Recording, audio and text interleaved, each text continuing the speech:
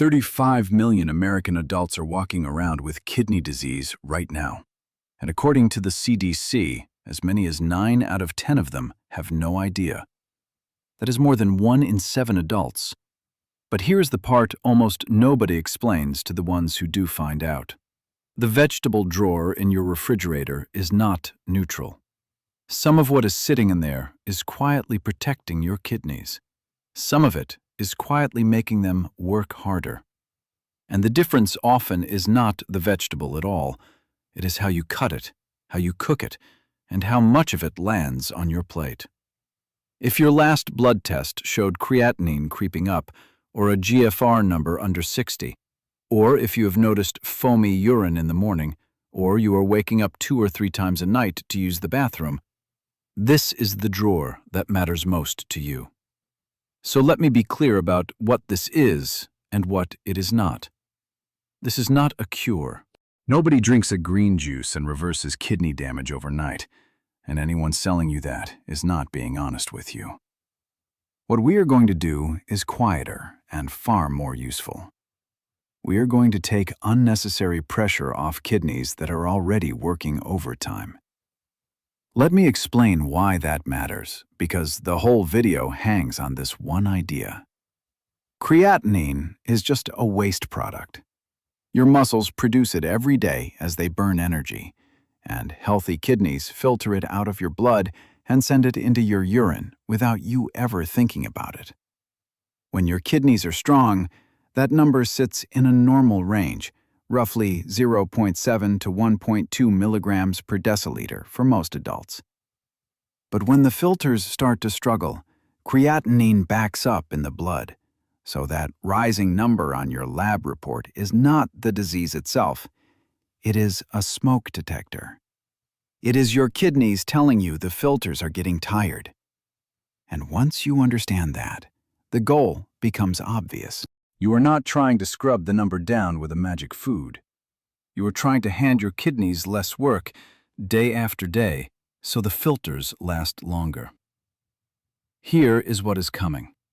5 vegetables that take real pressure off struggling kidneys, and I'm going to rank them so you know exactly where to start if you only change one thing this week. Then I'm going to show you the preparation method that can change the numbers in the very same vegetable, and one belief about potassium that has half of you avoiding foods you may not even need to avoid. Stay with me for that middle part, because it is the piece almost every video leaves out. Before the list, you need to understand the 2 things a tired kidney has the hardest time clearing, because every choice we make comes back to these 2. The first is potassium.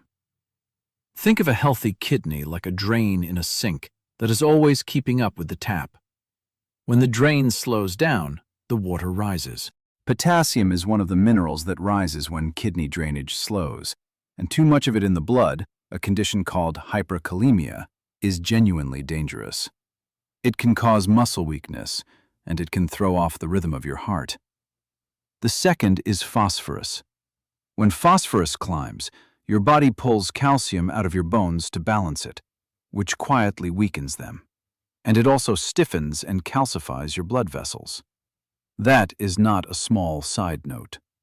Heart disease is the #1 cause of death in people with kidney disease, and this mineral is one of the bridges between the 2. So, a kidney-friendly vegetable at its simplest is one that gives you real nutrition without dumping a big load of potassium and phosphorus onto a system that cannot clear it. Keep that picture in your head. It makes the whole list make sense. Number 1 on the list, and my pick for where to start, is red cabbage. Almost nobody talks about it, and that is a shame, because it might be one of the cleanest vegetables you can put on a kidney plate, and it costs almost nothing. Here is why it earns the top spot. It is very low in potassium, only about 170 milligrams in a half-cup serving, which means you can enjoy it without watching the clock on your potassium. Compare that to a banana, a potato, or a tomato, foods people assume are healthy across the board, but that carry a heavy potassium load for anyone in the later stages of kidney disease. Red cabbage is also low in phosphorus. And then there is the color. That deep purple comes from compounds called anthocyanins, and anthocyanins are powerful anti-inflammatory pigments. This matters because kidney disease is not only a filtering problem, it is an inflammation problem. Inflammation inside the kidney tissue itself speeds up the damage over the years, and anthocyanins help interrupt that process. They will not rebuild what is already gone, but they may help slow what comes next. Now here is the mistake I see constantly. People steam red cabbage until it is gray and mushy, and heat destroys those anthocyanins. So here is your rule, and it is a visual one. Eat it raw and shred it into a slaw, or steam it lightly, 2 to 4 minutes, just until it still has crunch. If the color slides from purple toward a dull blue-gray, you have cooked the medicine out of it. There is one more quiet benefit. Red cabbage is mildly alkalizing, and managing the acid load in your blood, something doctors call metabolic acidosis, actually matters, because too much acid can speed kidney decline. 3 or 4 servings a week is a realistic, honest goal. If you only add one vegetable after this video, make it this one. Number 2 is cauliflower, and I already know some of you are rolling your eyes. Cauliflower, really? Stay with me, because this one is quietly excellent. A half cup of cooked cauliflower carries roughly 88 milligrams of potassium and only about 22 milligrams of phosphorus. Those are some of the lowest numbers you will find in any vegetable, which is exactly why the National Kidney Foundation lists it as a kidney-friendly food. But the reason it belongs high on the list goes deeper than the minerals. Cauliflower contains compounds that help lower oxidative stress, and here is why that phrase should mean something to you. Oxidative stress damages the tiny individual filters inside your kidney, the nephrons. And nephrons do not grow back.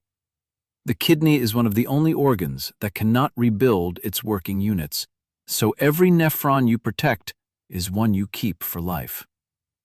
That reframes the whole job. You are not trying to heal the kidney. You are trying to protect the filters you still have. Cauliflower also gives you choline, and early research suggests choline may help lower the amount of protein leaking into your urine. That protein leak is what shows up as the foam many of you are seeing in the toilet bowl in the morning. Steam it, roast it, or mash it in place of potatoes, which is a genuinely smart swap because you are trading a high-potassium food for a low one. Now stop, because this is the part I promised, and it is the part that half of you need most. There is a belief out there that everyone with kidney disease has to slash potassium out of their life. That is not true, and acting on it can actually make your diet worse. Whether you need to limit potassium depends on 3 things: your stage of kidney disease, your actual potassium level on a blood test, and your medications. Normal blood potassium runs roughly 3.5 to 5.0 on your lab report. Plenty of people in the earlier stages sit right in that range and do not need to fear a tomato. I think of a man I will call Marcus, 66, a retired mail carrier from Cleveland, who came in having lost 12 pounds because he was terrified to eat. He had heard kidney disease and potassium in the same sentence and quietly banned bananas, potatoes, tomatoes, half his garden. His stage was early, his potassium was squarely normal, and he had been starving himself of good food for nothing. That is the cost of guessing. The people who truly need to be careful are usually further along, or they are on certain medications, and this is the piece nobody connects for them.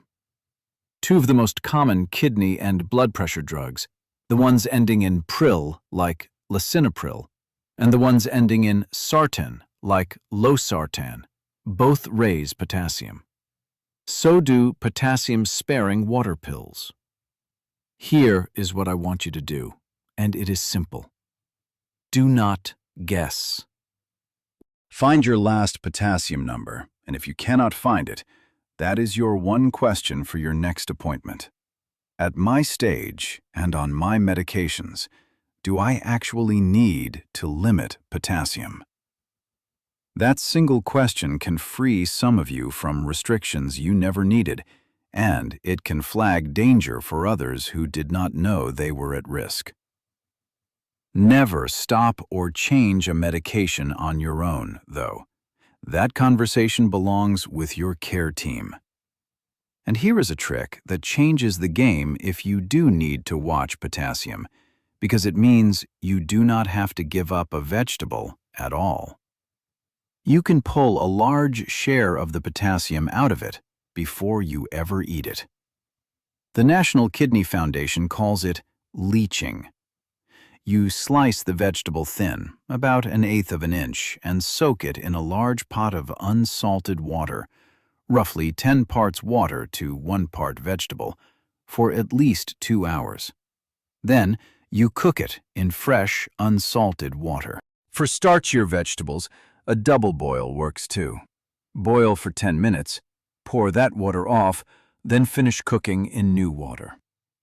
Potassium is water-soluble, so it literally leaves the vegetable and stays in the water you throw away.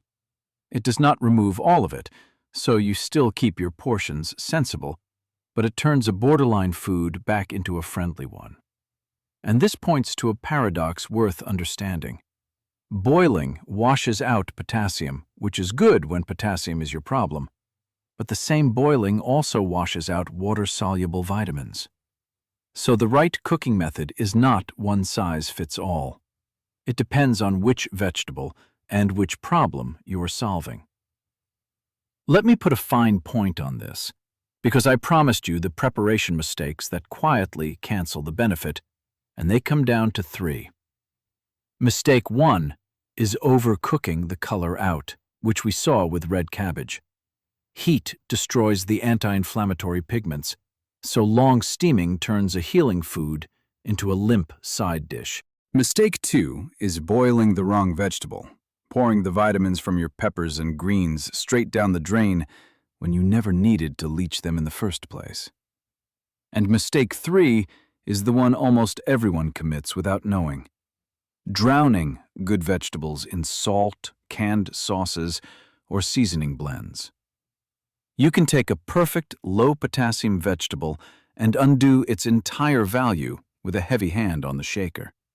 Because sodium is the single biggest driver of the blood pressure that grinds down your kidneys. Get those 3 right, and you have done more than most people ever will. Number 3 is garlic, and the value here is not really in its bulk. It is in what it does for the whole system. But you have to activate it correctly, and almost everyone gets this wrong. The beneficial compound in garlic, allicin, does not exist until you damage the clove. So crush or finely chop your garlic, and then let it sit for about 10 minutes before it touches heat. That short wait lets the allicin form. Throw raw garlic straight into a hot pan, and you cook off the benefit before it ever develops. Now, moderation matters here more than with the others. We are talking about food amounts, 1 or 2 cloves a day in your cooking, not high-dose supplements. And if you are on a blood thinner or certain blood pressure medications, check with your doctor first, because garlic can gently amplify those drugs. What garlic really does is work as part of a pattern. It nudges inflammation down, it supports healthier blood pressure, and it helps your blood vessels. And since high blood pressure is one of the 2 leading causes of kidney failure in this country, anything that helps your pressure is indirectly protecting your kidneys. Number 4 is red bell pepper, and this one earns its place through an organ you might not connect to your kidneys at all, your gut. When your gut bacteria are out of balance, they produce more of a class of waste called uremic toxins, And those toxins are exactly the kind of thing your kidneys then have to filter out. The fiber in red bell peppers feeds the good bacteria and can lower that toxin production over time, which means less work landing on the filters. On top of that, red peppers are very low in potassium and loaded with vitamin C. But vitamin C is fragile and heat sensitive, so eat them raw, sliced as a snack, or tossed into a salad, or cook them fast with a quick sauté. Boiling them for a long time drops their vitamins into the water. They are one of the easiest vegetables to keep in the house, and they make the low-potassium plate feel like food instead of a punishment. Number 5 is zucchini, the one people most often overlook. It is very low in calories, very low in minerals, and mostly water, which is exactly why it is so gentle on a struggling kidney. Its potassium is low enough that you can eat a real portion without moving your numbers much. It carries antioxidants, lutein and zeaxanthin, that help calm oxidative stress across the body. And that high water content genuinely supports your kidneys doing their filtering job. Let me be careful here, though, because this is another place the internet lies to you. Water does not flush or detox your kidneys in some dramatic cleanse. It simply helps them run normally, the way oil helps an engine run smoothly. Steam it, sauté it, or roast it, and if you spiralize it into noodles in place of pasta, you have swapped a heavier food for a light one without feeling like you gave anything up. Now, let me answer the question a lot of you have been shouting at the screen since the start. What about spinach? You have probably heard that leafy greens are dangerous for kidneys, and this is where the truth is more useful than the rumor. Spinach is genuinely nutrient-dense, but it is high in oxalates, compounds that can bind calcium and, in the wrong person, feed kidney stones. So the honest answer is not never. For most people with kidney disease who do not have a history of calcium oxalate stones, a small, cooked portion now and then is fine, and cooking lowers the oxalate. The mistake is not the occasional serving. The mistake is the daily, giant, raw spinach smoothie. This is the whole theme of the video in one food. It is rarely about banning something. It is about the amount and the preparation. Step back for a second because I want you to see how connected all of this is. Diabetes and high blood pressure together cause 2 out of every 3 new cases of kidney failure in the United States. That is not a coincidence. Your kidneys, your heart, and your blood sugar are 3 corners of the same triangle and pull on one corner and the others move. Which is why the single most powerful thing on your plate is not actually any vegetable on this list. It is what you take off the plate. Salt. Most Americans eat far more sodium than the roughly 2,300 milligrams a day that is the general ceiling. And hidden salt in bread, canned soup, deli meat, and restaurant food drives up blood pressure, which drives up the strain on your kidneys. You can eat every vegetable I named and still lose ground if the sodium stays high. So think of the vegetables as the offense and cutting salt as the defense. You need both. There is one more shift on the protein side worth knowing, because the guidance has quietly moved. For years, the message was simply, eat less protein if your kidneys are struggling. The newer thinking is more specific. Where the protein comes from matters. Plant proteins, from beans, lentils, and the vegetables we have been talking about, tend to be gentler on the kidneys than large amounts of red and processed meat, partly because they carry less of that acid load we talked about earlier.